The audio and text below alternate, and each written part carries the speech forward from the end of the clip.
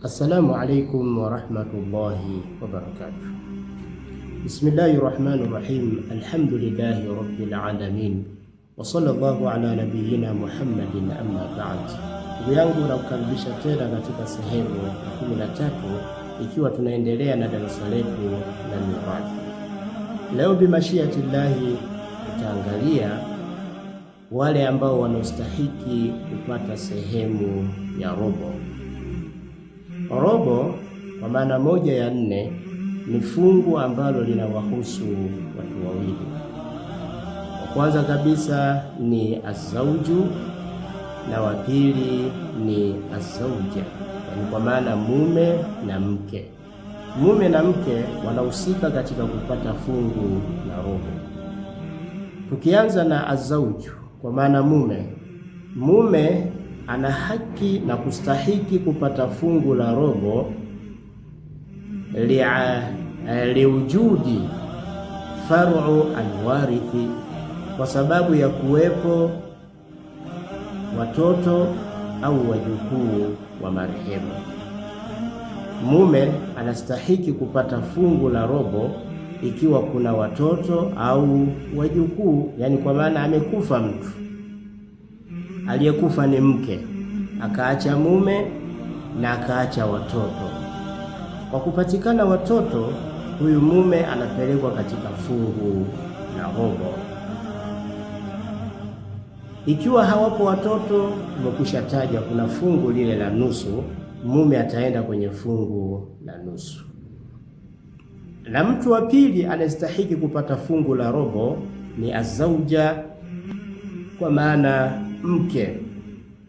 Mke anastahiki kupata fungu la robo liadami wujudi far'il warithi, kwa kutokuwepo watoto au wajukuu wa marehemu.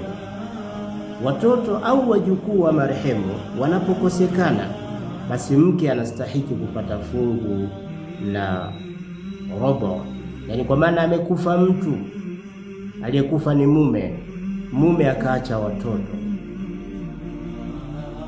Hawa watoto, bila kujali kwamba alizaa na huyu mke ambaye amemwacha au watoto hawa alizaa na mke mwingine, cha msingi tu kwamba watoto hawa wao wamezaliwa ndani ya ndoa.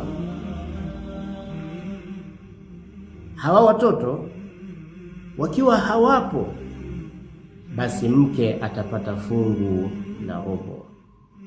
Kwa hiyo tumetaja watu wawili wanaostahiki kupata fungu la robo. Kwa kwanza kabisa ni mume azauju.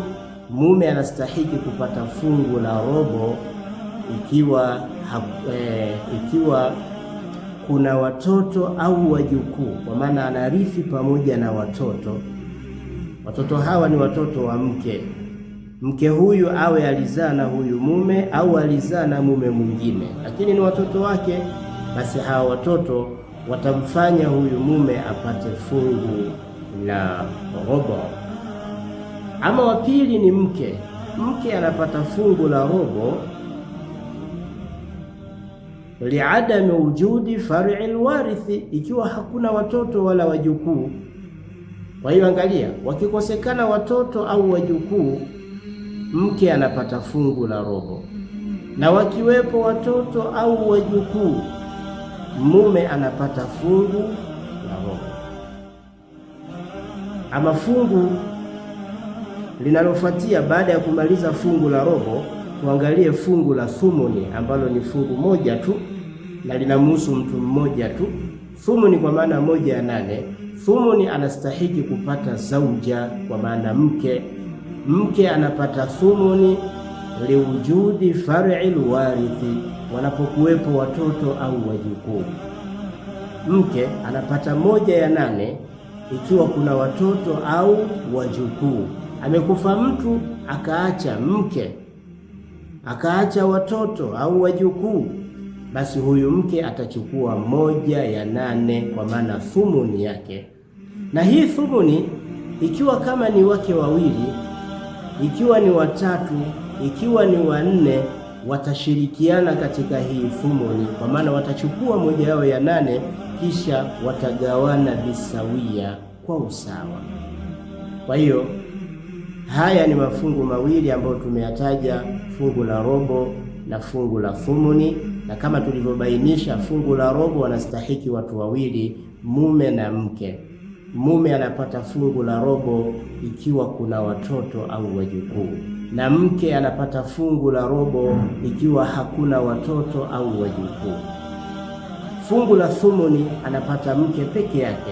Mke huyu anapata hili fungu la thumuni ikiwa kuna watoto au wajukuu, na huyu mke akiwa peke yake atachukua moja yake ya 8 thumuni yake. Wakiwa wawili watachukua, watagawana sawasawa. Wakiwa watatu, 4, hivyo hivyo watapata tu moja ya 8, alafu watagawana kwa usawa. Ndugu yangu, tukutane tena katika sehemu ya 14. Wabillahi tawfiq.